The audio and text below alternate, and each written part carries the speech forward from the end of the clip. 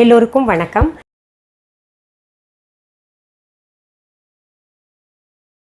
நான் சும்மா இருக்கும் பொழுதெல்லாம் ஏதாவது யோசிப்பேன், ஏதாவது புதுசாக கண்டுபிடிக்கலாமா, ஏதாவது புதுசாக செய்யலாமான்னு. அப்படி என்னுடைய சிந்தையில் தோன்றுறது பார்த்தீங்கன்னா பன்னீர் டிக்கா நூடுல்ஸ் ஒன்று செய்யலாம் அப்படின்னு தோணுச்சு. சரி, இந்த பன்னீர் டிக்கா நூடுல்ஸ் செய்யணுன்னா புதுசாக நம்ம செய்ய போகிறோம், எது கூட எது சேர்த்தா நல்லாயிருக்கும் அப்படின்ற மாதிரிலாம் யோசிச்சு இன்றைக்கி பன்னீர் டிக்கா நூடுல்ஸ் உங்களுக்கு செய்து காமிக்க போகிறேன். அந்த பன்னீர் டிக்கா நூடுல்ஸுக்கு தேவையான பொருள்கள் என்னென்னு முதல்ல நம்ம பார்த்துடலாம். நூடுல்ஸ் பேக்கெட் நான் 5 எடுத்திருக்கேன். இங்கே பாருங்கள், சிங்கிள் பீஸாக வரும் இல்லையா ஒரு பேக்கெட்டில், அதை 5 எடுத்திருக்கேன். இப்போது இதில் மசாலா வரும், அது வேணும்னா நம்ம பயன்படுத்திக்கலாம், இல்லாட்டி தேவையில்லை. நான் பார்த்தீங்கன்னா இந்த 5 பேக்கெட்லேருந்தும் 5 போட போகிறதில்ல, வெறும் 2 தான் எடுத்திருக்கேன். அது மட்டும் வாசனைக்காக போட்டுக்கலாம். இதில் இந்த ஹக்கா நூடுல்ஸ் பண்ணுவோம் இல்லையா, அதுக்கு நீளமாக இருக்கும் மசாலா பேக்கெட் வராத ஒரு நூடுல்ஸ் இருக்குது. பாயில் பண்ணிவிட்டு நம்ம பண்ணுற மாதிரி அந்த நூடுல்ஸ் இருந்தால் கூட நல்லது, அதில் பண்ணால் இன்னும் நல்லாயிருக்கும். பால் பன்னீர், இது ஒரு 2 பேக்கெட் நான் எடுத்திருக்கேன். இந்த மாதிரி க்யூப்ஸாக கட் பண்ணி வச்சுக்கோங்க. இப்போ பால் பன்னீர் எங்களுக்கு ஒத்துக்கலை, எங்களுக்கு பிடிக்காது அப்படின்னு நினைக்கிறவங்க சோயா பன்னீர் கூட பயன்படுத்திக்கலாம். ஆனால் இது நல்லா சுவையாக இருக்கும். தேவையான அளவு எண்ணெய், இது கோல்டு கம்ப்ரெஸ்டு கடல் எண்ணெய் தான் நான் பயன்படுத்துவேன், சொல்லியிருக்கேன் ஒவ்வொரு வீடியோலையும். பொடியாக நறுக்கிய பச்சை மிளகாய் 2, பொடியாக நறுக்கிய பெரிய வெங்காயம் 2, இந்து உப்பு நான் எடுத்திருக்கேன். உங்களுக்கு என்ன உப்பு இருக்கோ அதை எடுத்துக்கோங்க தேவையான அளவு. பூண்டு பற்கள் 10. இது சாப்பிடல, நாங்கள் சாப்பிட மாட்டோம் அப்படின்னு சொன்னீங்கன்னா உங்களுடைய விருப்பம், அது தவிர்த்துக்கலாம். சிகப்பு மிளகாய் 12, புளி பாதி எலுமிச்சை அளவுக்கு எடுத்துக்கோங்க. நம்ம முதல்ல என்ன பண்ணலான்னா, ஒரு கடாயில் தண்ணியில் கொஞ்சம் வாயகன்ற பாத்திரத்தில் தண்ணி வச்சு அதை நல்லா கொதிக்க விடலாம். ஏன்னா இந்த நூடுல்ஸ் ஒட்டி தான் வரும், பொதுவாகவே வெந்த பின்னாடி ஒட்டாமல் செய்கிறது எப்படின்றது நான் உங்களுக்கு இதிலே சொல்லி காமிச்சிடுறேன். அதுக்குள்ளே நம்ம என்ன பண்ணலான்னா, இந்த சிகப்பு மிளகாய், புளி, பூண்டு, உப்பு, இந்த 4ஐயும் ஒரு மிக்சி ஜாரில் போதுமான அளவு தண்ணி சேர்த்துக்கிட்டு அரைச்சிக்கலாம். இப்போ பாருங்கள், நம்ம மிக்சி ஜாரில் சிகப்பு மிளகா, பூண்டு, உப்பு, புளி போட்டு அரைச்சோம் இல்லையா, அந்த பேஸ்ட் இப்படி எடுத்துக்கிட்டேன். இது தனியாக வச்சுக்கலாம். அடுத்தது நம்ம இந்த பன்னீர் துண்டுகளாக வச்சுருக்கோம் இல்லையா, அதை ஒரு பெரிய பவுலில் போட்டுக்கிட்டு இந்த அரைச்சி வச்ச மசாலா இருக்குல்ல அது மேலே கொட்டிக்கலாம். அடுத்தது அதை நல்லா இந்த பன்னீர் ஊறுற மாதிரி கலந்து விட்டுக்கலாம். ஊற விடுறதுன்னா ரொம்ப நேரம் வேண்டாம், ஒரு 10-15 நிமிடங்கள் ஊற வச்சிடலாம்.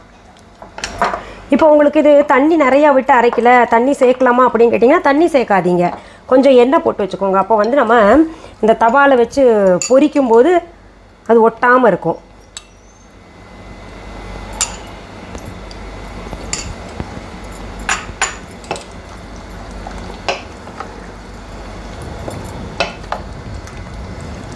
இது நல்லா காரசாரமாக இருக்கும், புளிப்பாகவும் இருக்கும் நல்லா அந்த நூடுல்ஸ்க்கு. அதுக்குன்னு ரொம்ப புளிப்பு சேர்த்துறாதீங்க, நல்லா இருக்காது அப்புறம். இப்போது இங்கே நம்ம அடுப்பில் தண்ணி வச்சுருந்தோம் இல்லையா, அது நல்லா கொதிக்கிற நிலைமைக்கு வந்துருச்சு பாருங்கள், சைடில் பபிள்ஸ் எல்லாம் வந்திருக்கு. இப்போ என்ன பண்ணணும், நம்ம இந்த நூடுல்ஸ் இருக்கு இல்லையா, அது ஒவ்வொன்றா இதில் விடலாம்.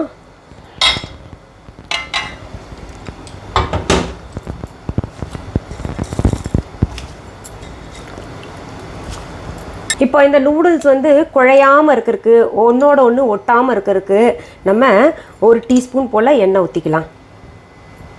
இப்போ பாருங்கள், இந்த நூடுல்ஸ் பக்குவமாக வந்திருக்கு பாருங்கள். இப்படி நம்ம கையில் எடுத்துகிட்டு இப்படி அழுத்தினோன்னா அது வெந்த ஒரு ஃபீலிங் வரணும். பக்குவமாக வந்திருக்கு. இப்போ இது நம்ம வடிகட்டிக்கலாம், இந்த தண்ணி நமக்கு தேவையில்லை. நான் பாருங்கள் இப்படி ஒரு வடிகட்டியில் வடிகட்டிட்டேன். இதை கொண்டு போயிட்டு நான் கொஞ்சம் நேரம் ஃப்ரிட்ஜில் வைக்கிறேன். கொஞ்சம் ஆற விட்டு தான் வைக்கணும். இப்போ ஆவி வருது பாருங்கள், இன்னும் ஆறணும். அதனால் வெளியிலேயே வச்சு ஆற விட்டு ஃப்ரிட்ஜில் வச்சோன்னா இன்னும் நல்லா பிரிஞ்சு தனித்தனியாக சாப்பிட்றதுக்கு சுவையாக இருக்கும். இப்போ கடையிலெல்லாம் எப்படி நூடுல்ஸ் தனித்தனியாக இருக்குது இல்லையா, அந்த மாதிரி இருக்கும். அடுத்தது நம்ம என்ன பண்ணலான்னா, ஒரு தவா அடுப்பில் வச்சுக்கலாம். இந்த பன்னீரை நம்ம கொஞ்சம் ஃப்ரை பண்ண போகிறோம் தவாலேயே, டீப் ஃப்ரை பண்ண போகிறதில்ல. அதனால் நான்ஸ்டிக் தவா தான் நான் பயன்படுத்த போகிறேன். நீங்கள் அதுக்குன்னு கமெண்ட்டில் போடாதீங்க, நீங்களே இப்படி பயன்படுத்தலாமா அப்படின்னு. எனக்கு எல்லாம் தெரிஞ்சிருக்கு, தெரியாமல் செய்யலை. ஒரு சிலதுக்கு பயன்படுத்தி தான் ஆகணும், ரொம்ப ரேராக தான் நானே பயன்படுத்துவேன். இப்படி ஆயில் எல்லா இடத்துலையும் ஸ்ப்ரெட் பண்ணிக்கோங்க. அடுத்தது ஊற வச்சுருக்கக்கூடிய இந்த பன்னீர் க்யூப்ஸ் இருக்குல்ல, அதை நம்ம ஃப்ரை பண்ண போகிறோம், தவா ஃப்ரை.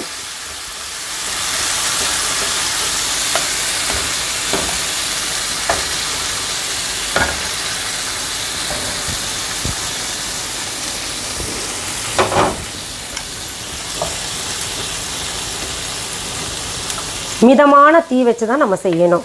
ரொம்ப ஹை ஃப்ளேமில் வச்சு சீக்கிரம் செய்யணும்னு செய்யக்கூடாது.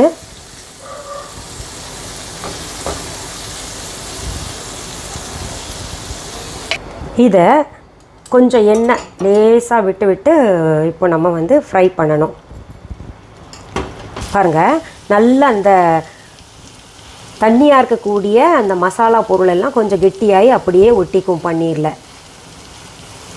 அது மாதிரி நம்ம திருப்பி போட்டு ஃப்ரை பண்ணணும். பாருங்கள், இப்போது நம்ம போட்ட மசாலா வந்து நிறையா இருந்துச்சுல்ல குழப்பா. இப்போ பாருங்கள், தானாக பன்னீர் சுண்டிட்டு இங்கே பாருங்கள், நான் திருப்பி போட்டிருக்கேன். இதெல்லாம் பாருங்கள், இது திருப்பி போட்டிருக்கேன். அது தானாக இழுத்துக்கிட்டு ஒட்டிக்கிச்சு. நான் நடுவில் எண்ணெய் சேர்க்கவே இல்லை. உங்கள் முன்னாடி நான் 1 டீஸ்பூன் சேர்த்தேன்ல, அதுதான். நமக்கு அது எப்போ திருப்பி போடணுன்ற இது தானாகவே அந்த மசாலாலாம் சொன்ன பின்னாடி உங்களுக்கே தோணும். அந்த நேரமாக பார்த்து அது திருப்பி போட்டுக்கோங்க பன்னீரெல்லாம். நடுவில் நம்ம திருப்பிக்கிட்டே இருக்கக்கூடாது, அப்புறம் குழப்பாக போயிடும். இப்போ டீப் ஃப்ரை பண்ணாமையே நம்ம பண்ணுறது இந்த மெத்தட் தான். எண்ணெய் அதிகமாக போடாதீங்க. நம்ம பன்னீர் போடும்போதே 2 டீஸ்பூன் எண்ணெய் ஊற்றிருக்கோம். இது போடும்போது கூட ஒரு டீஸ்பூன் போல் எண்ணெய் ஊற்றிருக்கோம் இல்லையா.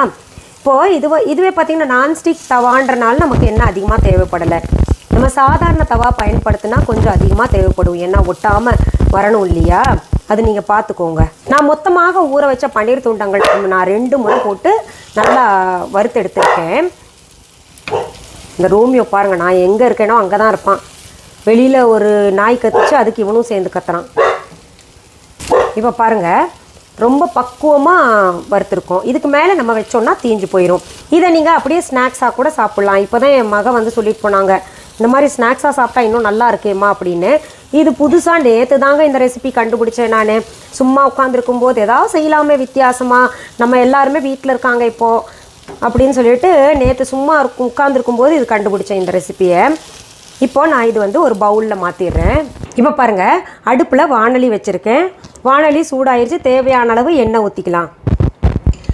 கிட்டத்தட்ட ஒரு 4 ஸ்பூன் போல் எண்ணெய் ஊற்றிக்கலாம். எண்ணெய் சூடானதுமே நம்ம இந்த பொடியாக நறுக்கி வச்சுருக்கோம் இல்லையா வெங்காயம், அதை சேர்த்துக்கலாம். நான் கொஞ்சம் பெரிய கடாய் எடுத்து தான் செய்கிறேன். ஏன்னா நூடுல்ஸ் நம்ம திருப்பி போடும்போது கீழே விழாமல் இருக்கணும் இல்லையா, அதுக்காக. அதுக்கு அடுத்தது நம்ம பச்சை மிளகாயும் சேர்த்துக்கலாம். இதெல்லாம் பார்த்திங்கன்னா பச்சை மிளகாய் ஆப்ஷன் தான்.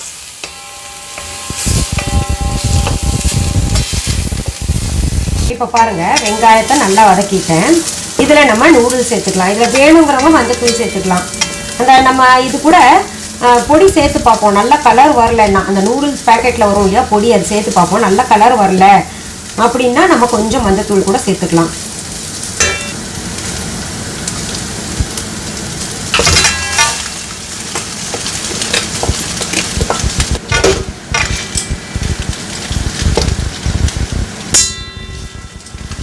நம்ம குழையாமல் பார்த்து பண்ணணும். தனித்தனியாக பிரித்து விடணும்.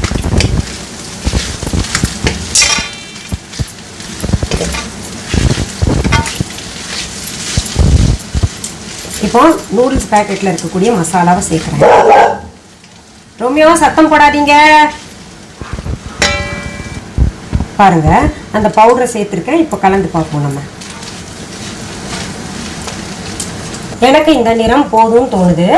உங்களுக்கு வேணுன்னா நீங்கள் மஞ்சத்தூள் சேர்த்துக்கலாம். இப்போது இந்த டிக்காவை வந்து இதில் சேர்த்துக்கலாம். ஸோ மேலாக அலங்கரிக்கிறதுக்கு மட்டும் கொஞ்சம் எடுத்து வச்சுருங்க. மீதமெல்லாம் சேர்த்துருங்க. இதில் இருக்கக்கூடிய மசாலாலாம் அதை கூட கலக்கணும் நல்லா. நம்ம இப்போ இந்த நூடுல்ஸில் டிக்கா சேர்த்துருக்கோம். இது பக்குவமாக கலந்து விடணும். நம்ம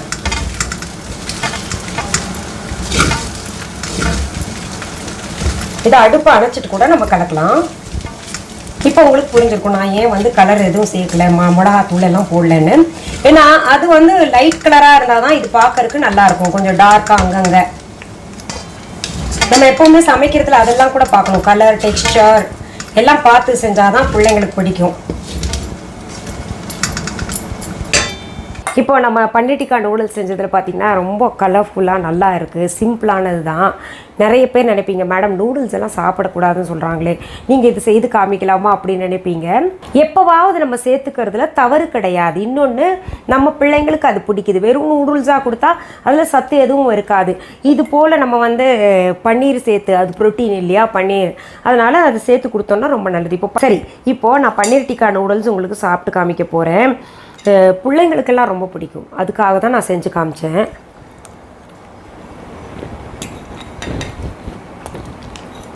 ரொம்ப நல்லாயிருக்கு.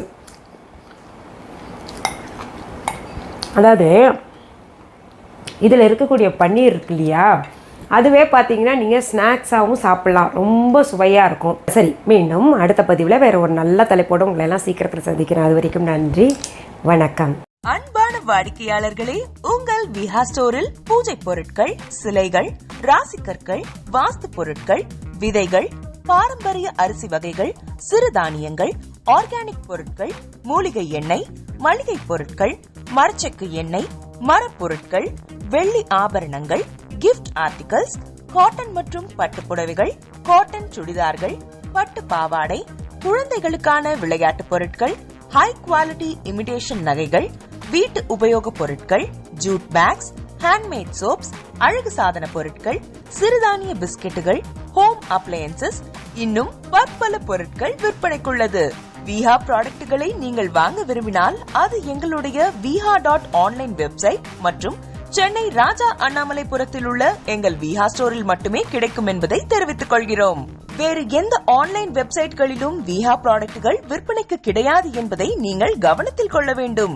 எங்கள் விஹா ஸ்டோரின் விலாசத்தை கண்டறிய கூகுள் மேப்ஸில் விஹா ஸ்டோர் என்று டைப் செய்தால் வழியை கண்டறியலாம்.